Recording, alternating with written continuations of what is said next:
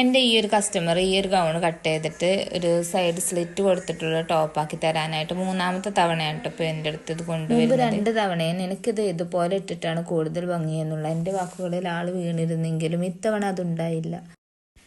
അവരുടെ നിർബന്ധം കൊണ്ട് ലാസ്റ്റ് ഞാനും ഇത് ടോപ്പാക്കി കൊടുക്കാൻ സമ്മതിച്ചിട്ടു. അതിനായിട്ട് ആദ്യം ഇതിലെ വർക്കുകളൊക്കെ കട്ട് ചെയ്ത് മാറ്റിയിട്ട് മുകളിൽ കൊടുത്തിട്ടുണ്ടായിരുന്ന ആ ഒരു പീസും കൂടി കട്ട് ചെയ്ത് ഒഴിവാക്കി കൊടുത്തു. സ്ലീവിൻ്റെ വർക്ക് വരുന്ന ഭാഗത്ത് നിന്ന് മുകളിലേക്കായിട്ട് 16 ഇഞ്ച് ലെങ്ത്തിൽ കട്ട് ചെയ്തെടുക്കുകയാണ് ചെയ്തിട്ടുണ്ടായിരുന്നത്. സ്റ്റിച്ചൊക്കെ അഴിച്ചെടുത്ത ശേഷം മെഷർമെൻറ്റ് മാർക്ക് ചെയ്തെടുത്തിട്ട് കൈക്കുഴിയുടെ ഭാഗത്ത് ഒരു 2 ഇഞ്ച് വീതിയിലുള്ള പീസ് വീതി കിട്ടാനായിട്ട് തേച്ച് കൊടുത്തിട്ടുണ്ടായിരുന്നു. പിന്നീട് വർക്ക് വരുന്ന പീസുകൾ കട്ട് ചെയ്തെടുത്തിട്ട് സോൾഡറിങ് അയൺ ഉപയോഗിച്ച് വർക്കിൻ്റെ അരികിലൂടെ ഒന്നുകൂടി കട്ട് ചെയ്ത് കൊടുത്തിട്ട് നീളത്തിൽ വന്നിട്ടുള്ള വർക്ക് ടോപ്പിൻ്റെ ഫ്രണ്ട് പോർഷൻ സ്ലിറ്റിൻ്റെ ഇരുവശത്തായിട്ടും ഗൗണിൻ്റെ നെക്കിലുണ്ടായിരുന്ന വർക്കിലെ സ്റ്റോൺ അഴിച്ചെടുത്തിട്ട് ടോപ്പിൻ്റെ നെക്കിലും തുന്നി കൊടുത്തിട്ടുണ്ടായിരുന്നു. ഷോളിൻ്റെ 1 സൈഡ് ബോർഡറിൽ സ്കാലപ്പ്